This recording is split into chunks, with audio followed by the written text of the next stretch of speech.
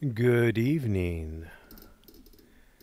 I have been asked multiple times, either by multiple persons or the same persons, to look at this video by Onus News Service. Did the police fake an arrest in the Furry potato incident? Oh my God! Bah! It's funny how conspiracy theories can change from the police are just looking to arrest everybody all the time for every little thing to the police are not arresting people who are committing violent crimes against auditors because they hate auditors or something. I don't know. Onus News Service, I don't have anything bad to say about him, but he didn't do his homework. Well, let's start off at the beginning. He shows the video, Furry Potatoes out being just a general annoyance. And this guy here in the red shirt comes out, grabs her camera, and takes her camera from her and then retreats back onto the property and waits for the police. Police show up. Police arrest him. See, there he is waiting. Police show up and arrest him. Oh, gosh golly. And if you think about what the police were looking at, they were looking at somebody has just taken a phone from a transgendered person. And California is hyper vigilant about things like that. And oh my God, it's the worst thing ever. And the transgender person is also filming and nobody wants to get sued. So we are going to do everything by the book. We're going to take this fine fella down to jail. We're going to do everything to show this transgender person that we are compassionate. So Onus looks at PC 211. I'm sure they did too. There's the actual law.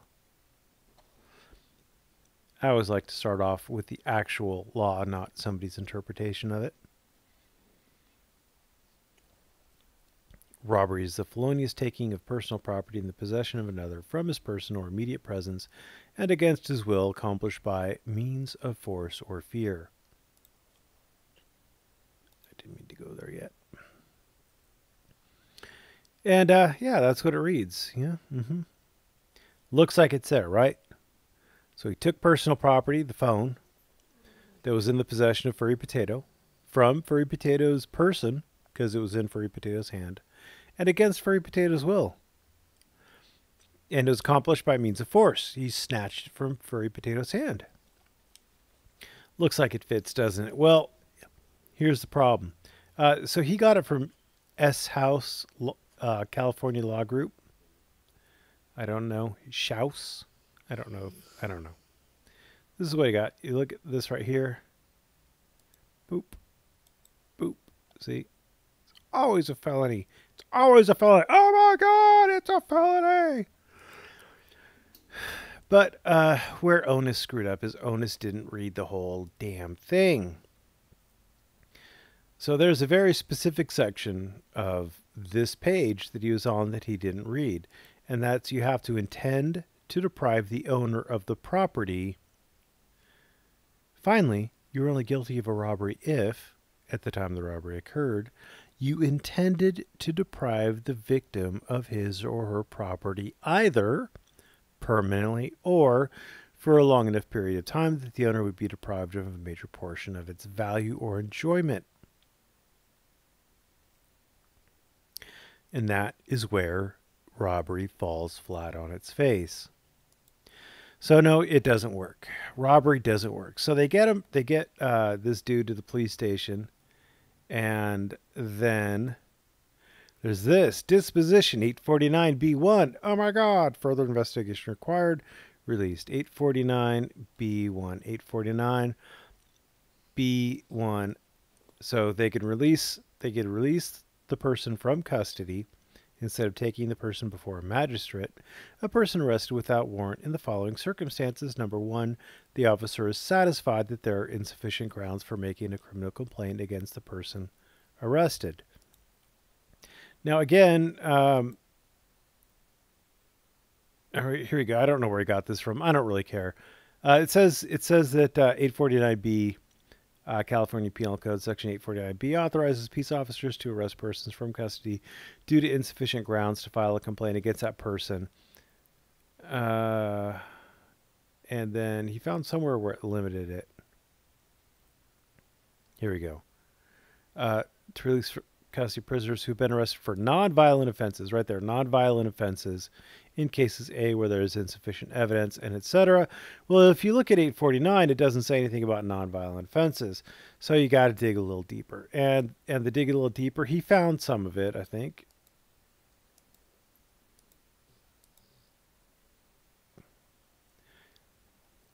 This is in 120.70, and there's actually two places. So,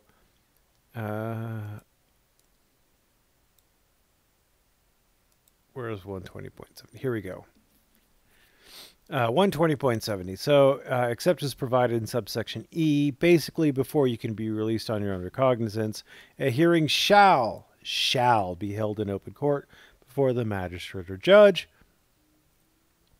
And a serious felony or a violent felony is one of the reasons why you have to have a hearing in front of a magistrate or judge. So 1162.7, that was this one. 1192.7. That's, we're looking at serious felony. Nowhere in here does it say anything about battery. It does say robbery, but not battery. Now, again, we've already shown that it's not robbery. It's not theft. It's not robbery. So we're looking for battery. We're looking for simple battery. And battery, period, isn't in here. So that's a problem. And this was, here, let me just, you believe me. It's 1192.7. You can find it yourself. You can go through. There is no battery in here.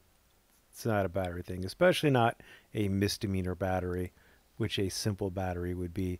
And the other section was 667.5, and it defines violent felony as the following things. You'll see robberies in there, but battery, nope, no battery. So that's a problem. That's a real problem. So they can, in fact, release on under 849A or B1 for a misdemeanor simple battery. And if you don't believe me, this is the CalCrim 2018 CalCrim, the California Criminal Jury Instructions. It's section 1600. You see this big "and" here.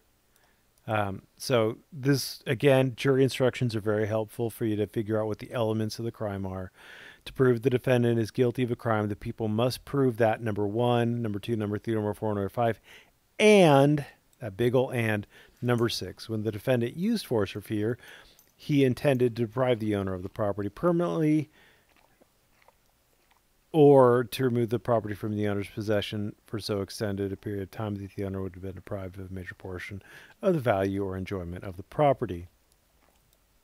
So it's legit. It's too legit to quit. That's what Onus failed to pick up on. It's not some enormous conspiracy theory by the police to allow people to randomly take Furry Potato's phone. It's just not a robbery.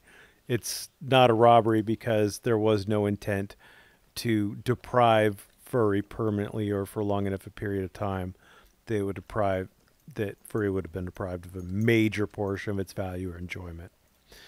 So anyway, there you go. There's your analysis. My dog is very, very energetically licking himself right now. So if you hear that, enjoy it. Thanks for watching. Have a great evening.